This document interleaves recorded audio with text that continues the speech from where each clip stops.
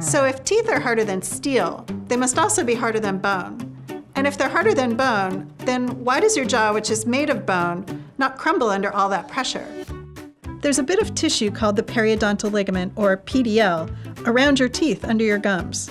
The PDL is a shock absorber, cushioning your jawbone from all the chewing forces. Okay, so far so good. But what if your teeth come in all funky? Sure, it looks kind of goofy, but that's not the only reason that somebody might want to fix it. Funky teeth can interfere with the way you talk and the way you eat. So how do we fix this? Well, we basically break our mouths with braces, except it's actually our bodies that do the breaking. The PDL has these cells called mechanoreceptors, and when these cells detect a force on your teeth that's too big, like if you accidentally bite into your fork, they signal the brain to stop biting down before you hurt yourself. Braces tether your teeth, pulling them together or pushing them apart. Either way, they're applying a steady force to your teeth.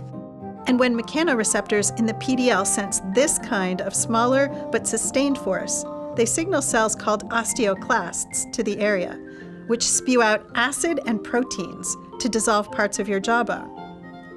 Then the mechanoreceptors signal osteoblasts to come, and those cells deposit minerals that make bone. Osteoblasts rebuild the jawbone in a new shape that lets the PDL hold teeth in the new position.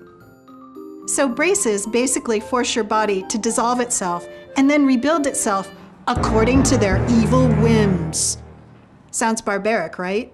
But your body is actually breaking down and rebuilding bone using osteoclasts and osteoblasts all the time, not just if you have braces.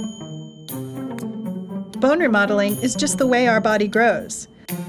The infant body replaces almost all of its original skeleton by the time it's a year old. And it happens throughout our entire life. 10% of my bone material is technically new since last year. We can manipulate the bone remodeling process to not only get straighter teeth, but also to treat diseases like osteoporosis, which make your bones very brittle. By keeping overactive osteoclasts from dissolving the bone so much, or by boosting osteoblasts to produce more bone, drugs can prevent bones in those patients from breaking so easily. People with severe bone injury have to rely on bone transplants, where they take bone from other parts of their body and move it to the damaged area, which is sometimes not even possible and is always painful. So instead, Paula Hammond's group at MIT has created a new material that very slowly releases proteins. And these proteins cause osteoblasts to go right to the site where the injury happened and generate new bone. Now, this was a really big deal for us because it's really hard to generate something that very slowly releases the protein. Most of the time, the protein comes out very rapidly and gets swept away in the body so that it no longer has any effect. It's easy to write braces off as a form of medieval torture, but it's kind of amazing that this mouth torture actually works. And the technology that makes it possible is not just in your braces, it's in your bones. Hi, my name is Andrea, and thank you for watching this episode of Science Out Loud. If you like this episode, why don't you check out some of these other videos? And visit our website.